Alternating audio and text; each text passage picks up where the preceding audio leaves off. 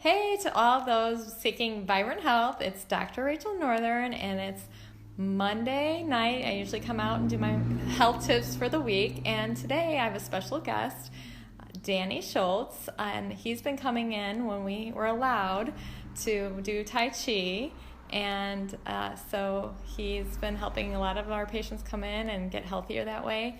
We've been on pause with the shelter in place right now, but he was nice enough to come in today and offer some healthy Qigong for the immune system and spine and organ support. So I'm going to turn the camera over to Danny, and you guys can watch.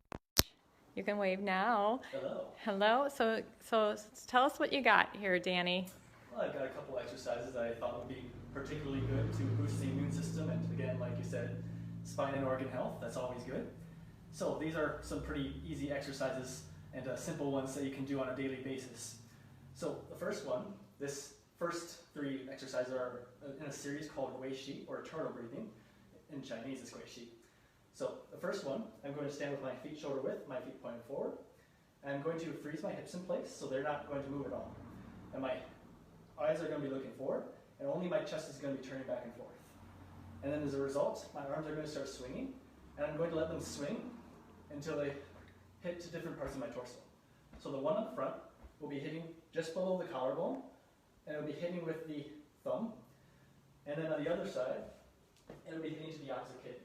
So it'll be swinging back and forth like this, just lightly hitting. So a little bit about what this is doing.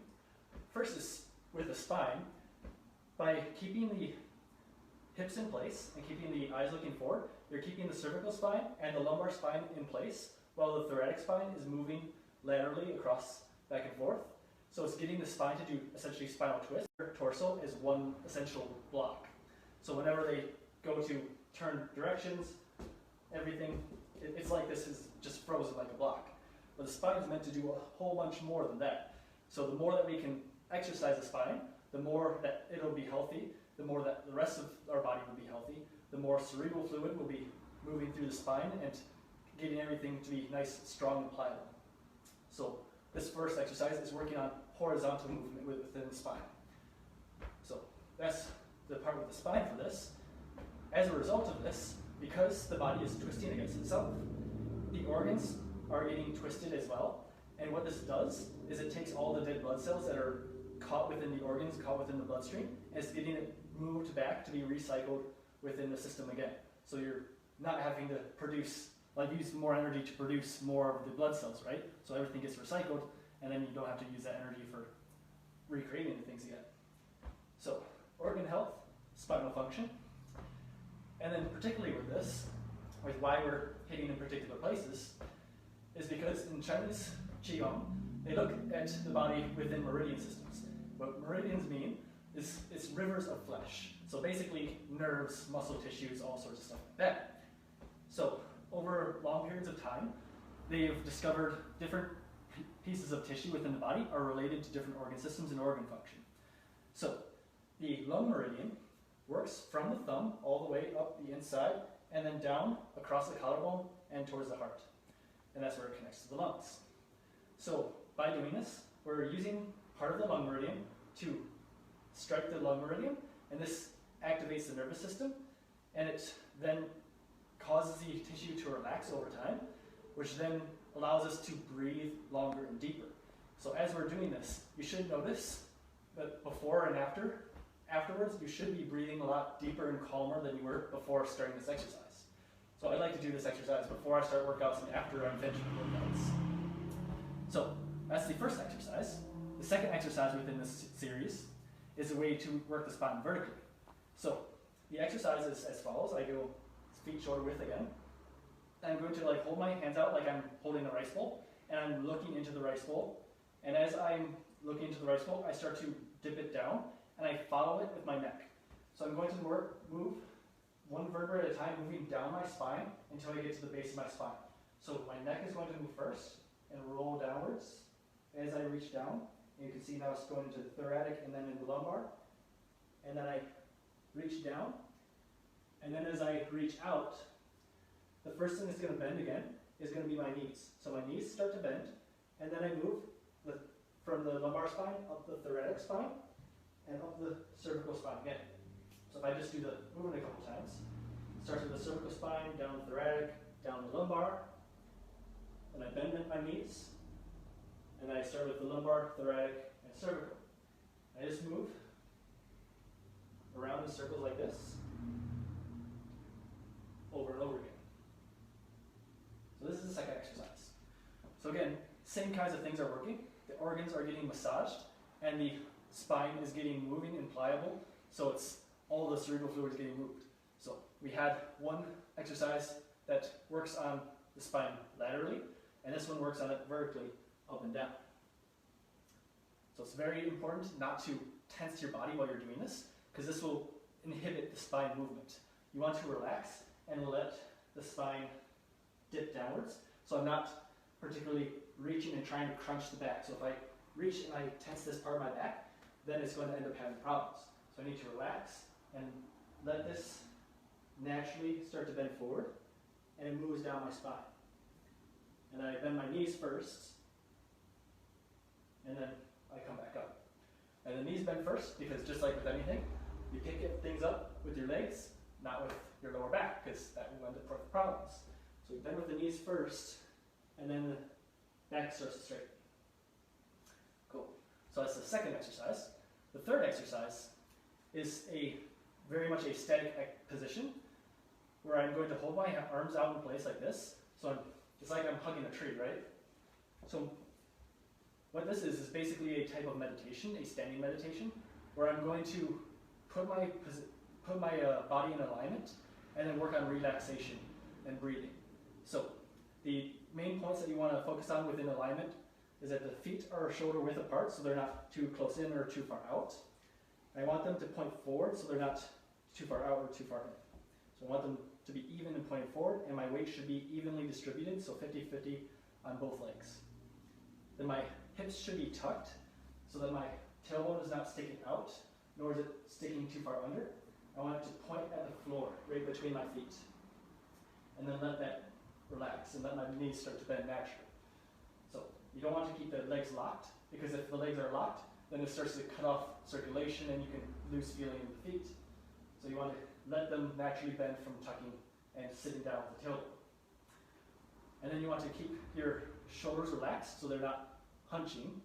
So you keep them relaxed, and you keep the scapula like they're pulling downwards towards your back pocket.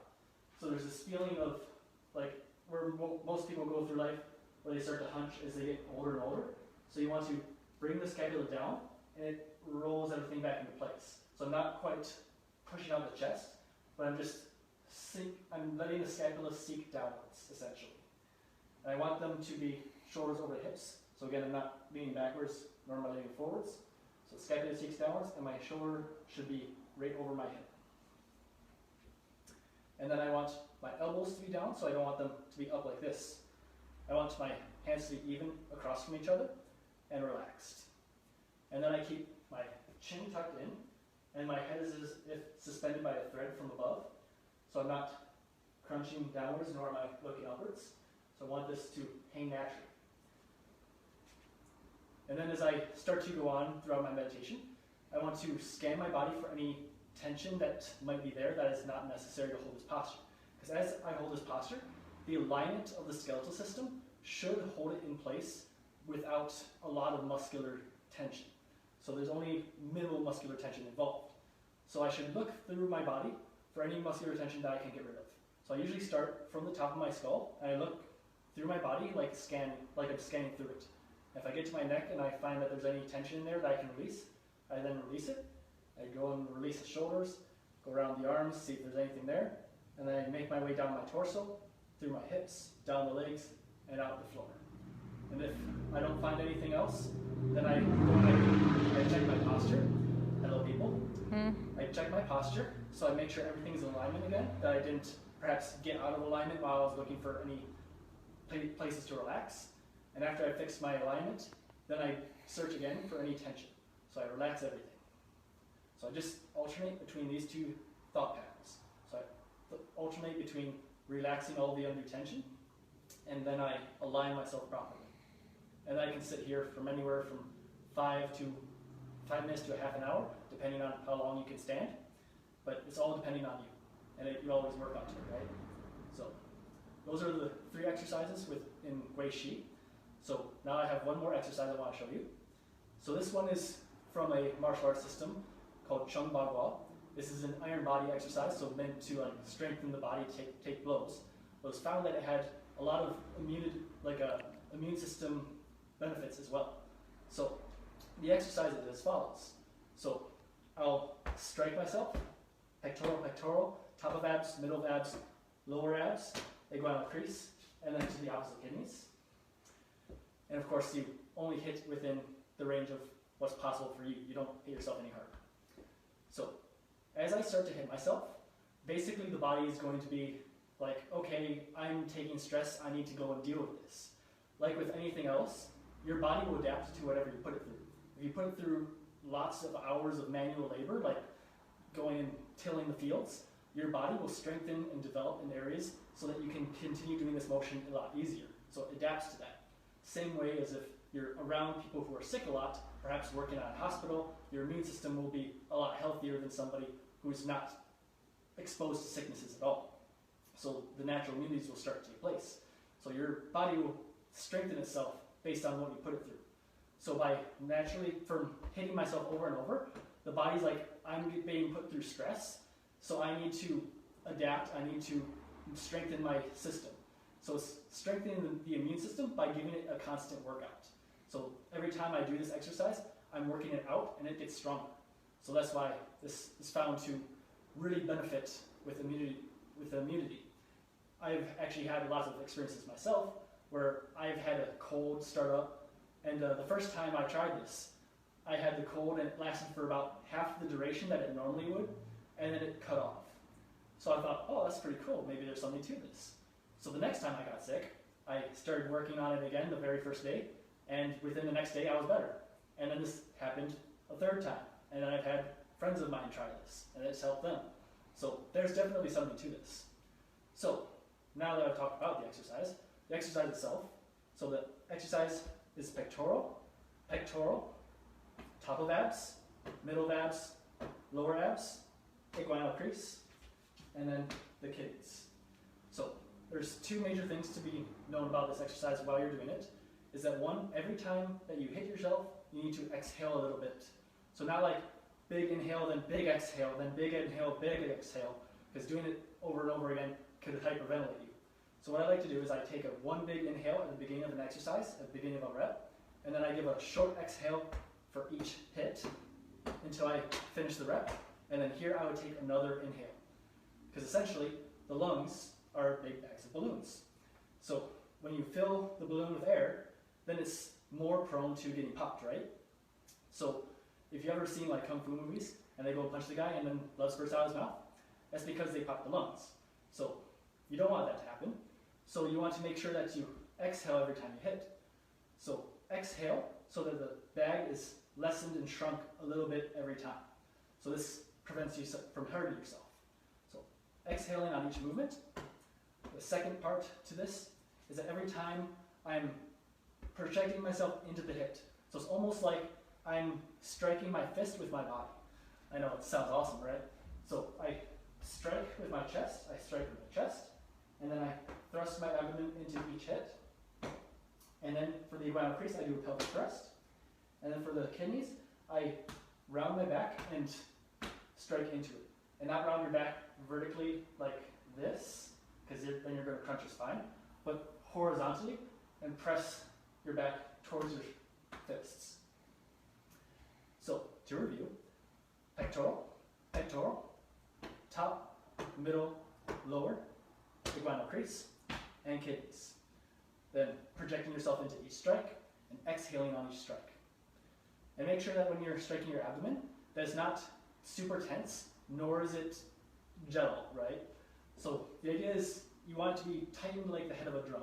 So you can't tighten it too much or it'll break, and you can't just let it be loose or it won't make any sound. So you want to see where this is for you. Tighten your abdomen with everything you got, and then release about 90% of that, and that's where you should be. So it's just enough to tighten the head of the drum, and then nothing more. So this will make it so that you don't hurt yourself while you're striking. Yep. So that's Chung Iron Body and Gui Shi and the 3 exercises. Okay, thank you, Danny. So how can people get more information about you? You got any videos or any Tai Chi, Qigong? What do you got out there? I've got a website where it has links to pretty much everything I do. redjdaniel-san.webnode.com. So on there it'll show links to any books I've written, to my online blog where I talk about martial arts and health and such, as well as videos that I do on my online classes. So I teach online for $30 a month. And then I have my local classes, which of course is closed right now, but when this all blows over, that will be up again. It'll show my links to and addresses to that as well. And yeah. All right. Well, thank you for your time. Thank you very much.